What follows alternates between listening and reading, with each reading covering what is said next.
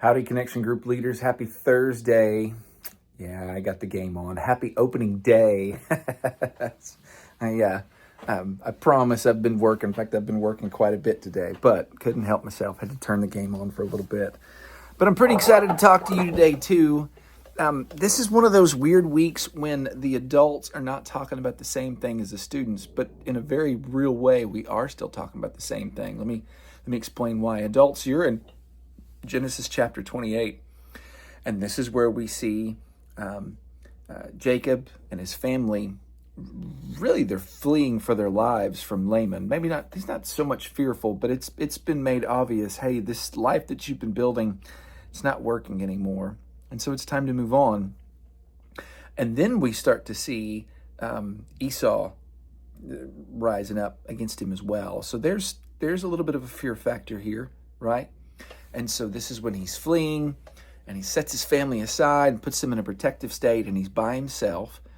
And you see this beautiful situation where God shows up in his life. Does it in a dream, which is really pretty sweet of the Lord, right? It would be awfully convenient if that's how God always spoke to us while we were sleeping. Not only do you get to rest, but you get to commune with the Lord. Doesn't always work that way, but it did in this instance. But it's so helpful to catch this.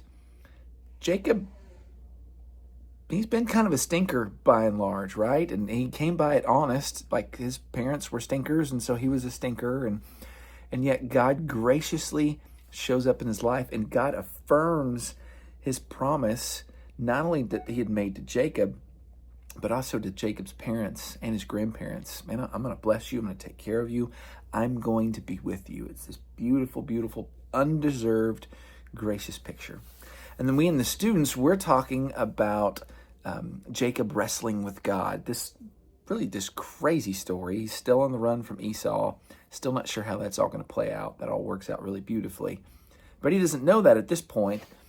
And so, again, he is alone, and God shows up. This time, not in a dream, God shows up in person. And Esau is so, like, think of it, how weird this is. You come across, I said Esau, Jacob. You come across somebody in the middle of the night and you just start to fight them, right? Like, that's not a normal response at all.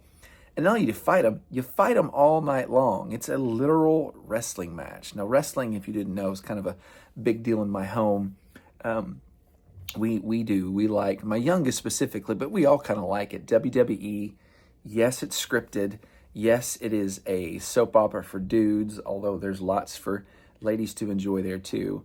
But it's all set aside. Like, before the match even starts, the ending is set. And that's actually the appropriate description of what happens here, because God shows up in his life. God knew exactly what Jacob's going to do. You've got this very frustrated individual that's tired of being chased, tired of losing things, tired of having people walk out on him, or people that are supposed to care for him not play out.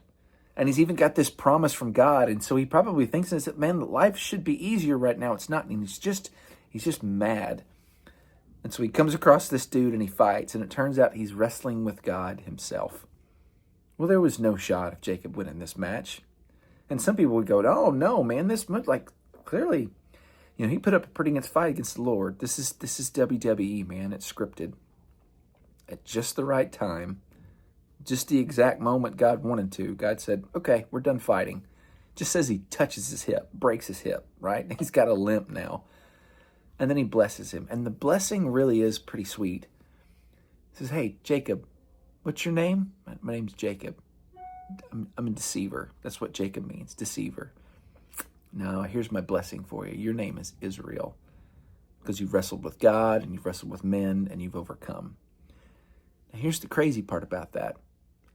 He's not overcome either. He's still on the run. He's still fearful. He's still got a whole lot of wrestling to do. And he didn't win this match either. What is to overcome here? I really think it's this beautiful picture of what the Lord says about us in the New Testament. God's power is made perfect in our weakness. The overcome here was he finally submitted, and God forced him to submit. But when he finally submitted to the Lord, that's when God said, okay, now you've won. Now I'm going to do something incredible in your life. And sure enough, you start to read the rest of the story, and that's what the Lord does. He's not done with Jacob by a long shot, much less Jacob's kids, all the way down to us. But here's the beauty of the picture, man. In either situation, when we're sinful, when we're frustrated, when we're just aggravated or whatever, God still shows up. God still loves us and is communing with his people. He does what's necessary to get our attention, but he still shows up. That's something worth celebrating. So, love you guys. Go Rangers. Happy opening day. Truly hope y'all are doing well this weekend, and I can't wait to see you on Sunday.